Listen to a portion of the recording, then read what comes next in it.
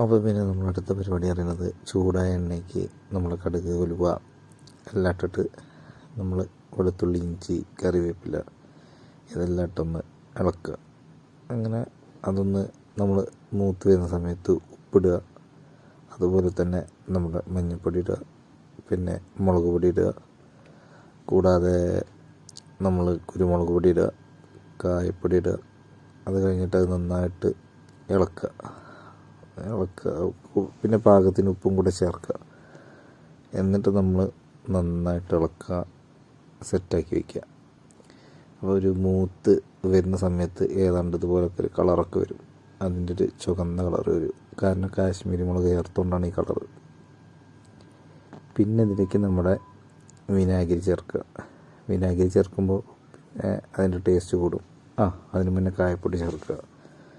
കായപ്പൊടി ചേർത്തതിന് ശേഷം എന്ത് ചെയ്യുക, നമ്മൾ വിനാഗിരിയും കൂടെ ചേർക്കുക.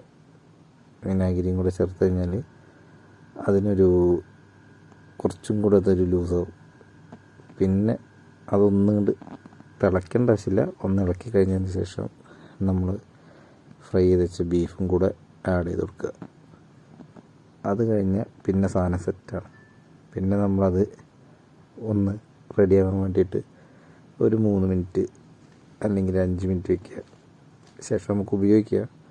അപ്പോൾ എനിക്കിവിടെ കിട്ടിയിട്ടുള്ളത് ബിരിയാണിയായിരുന്നു. അപ്പോൾ അതിന് മുന്നേ എല്ലാ സെറ്റല്ലേന്ന് നമ്മളെ ജയ്സണേട്ടൻ ടേസ്റ്റ് നോക്കി. നമ്മുടെ ബിരിയാണി, അതായത് ബീഫ് ബിരിയാണീൻ്റെ കൂടെ അച്ചാറും കൂട്ടിയടിച്ചു. സംഗതി അടിപൊളി ടേസ്റ്റാണ്. എന്തായാലും എല്ലാവരും ഒന്ന് ട്രൈ ചെയ്യണം.